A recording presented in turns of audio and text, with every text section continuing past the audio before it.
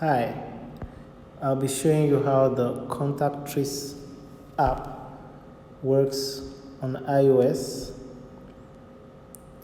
The app has been designed for two user types, the Contact Trace Officer and the Community Informant Officer. I'll be starting out with the Contact Trace Officer. You can see my list of apps here. I then navigate to the Contact Trace app. My email is already there. I then paste my password, which has already been copied, and click to log in.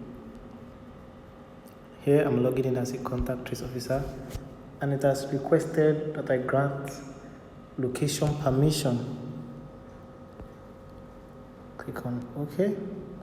Allow while using the app, allow once, don't allow, allow once. And then you can see the dashboard, and on the dashboard you can see an overview of the number of tasks, visited cases or suspected cases, as well as the pending visits. And at the base you can see my menu items: home, workbench, logs, profile. If I go into my workbench, I can see a particular case, as well as the contacts of that case. Here you can see Chioma, who is the case, and then Wesson as the contact of Chioma. And if I click on logs, there are no logs here. And you can see the profile of the Contact Trace Officer. The name of the Contact Trace Officer here is Tracer Contact, and you can see the email with which I logged in displayed there as well. I'll go back to the home page, go to the workbench, and show you how the workbench works. If I click on this contact, it shows me a location icon, a checker icon, and a profile icon. The location icon is to help me locate this particular individual, Wesson, and help me navigate to the person's location. And for the checker, it helps me run an assessment whenever I get to meet with the person, as well as the profile, which shows me the details of the person. And you can see a log here, Wesson's assessment logs, which was taken last 14th March and appeared to be medium risk. If I click on the checker, it takes me into the assessment where I put in all the necessary information. What is your date of birth? Select date.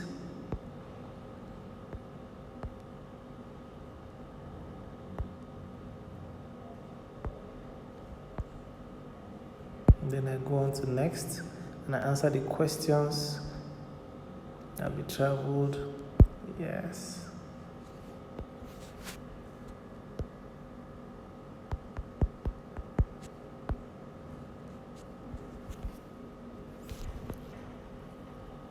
Select a date when I traveled.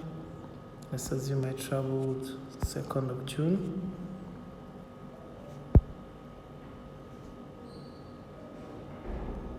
Let's assume I've been in contact. Yes. What symptoms am I exhibiting? When did the symptoms start? Let's assume it started a week after I traveled. Have I been self-isolating? No.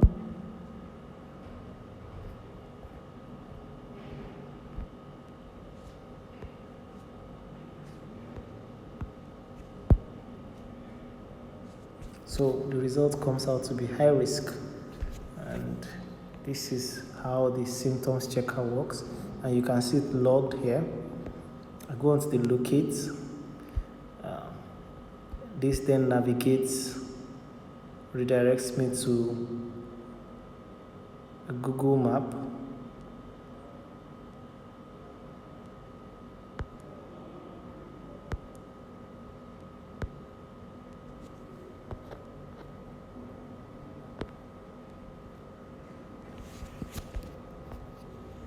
Unfortunately, the Google map is not opening.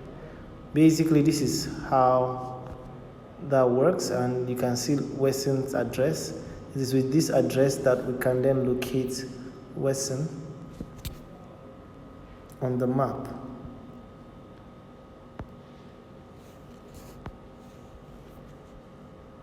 This is basically how the contact trace app works. And then I'd log out and log in as a community informant.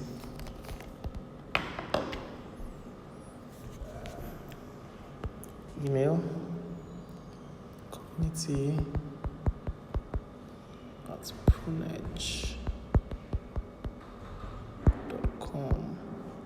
Password.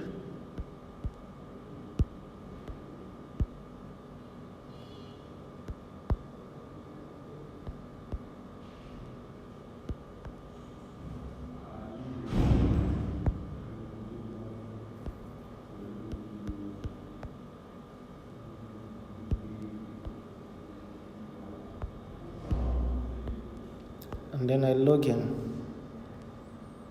Yes. And once I log in, it displays a log of all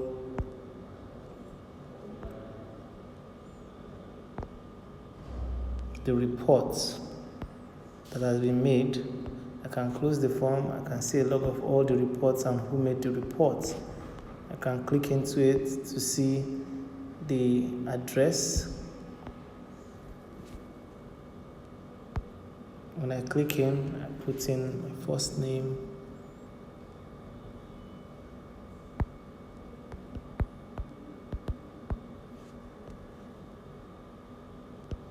Mrs. Sonny,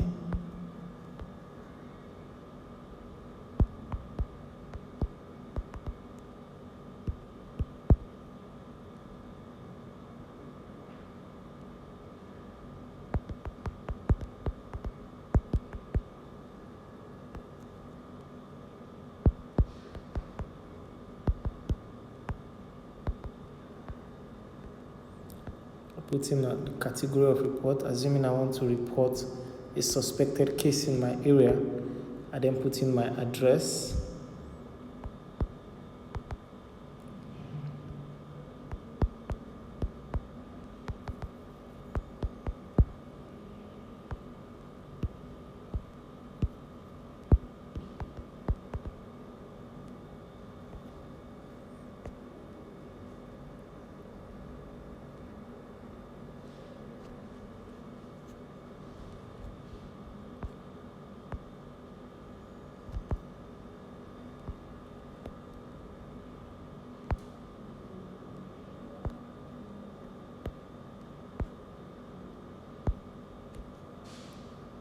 I can then add a note. There is a neighbor of mine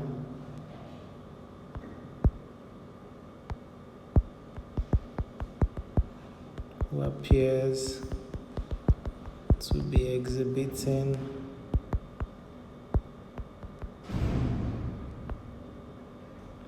symptoms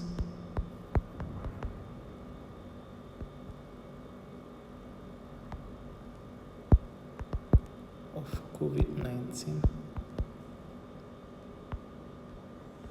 And then I can save. And the case is added successfully by Mrs. Sonny. I can close that, and you can see the information which I added here.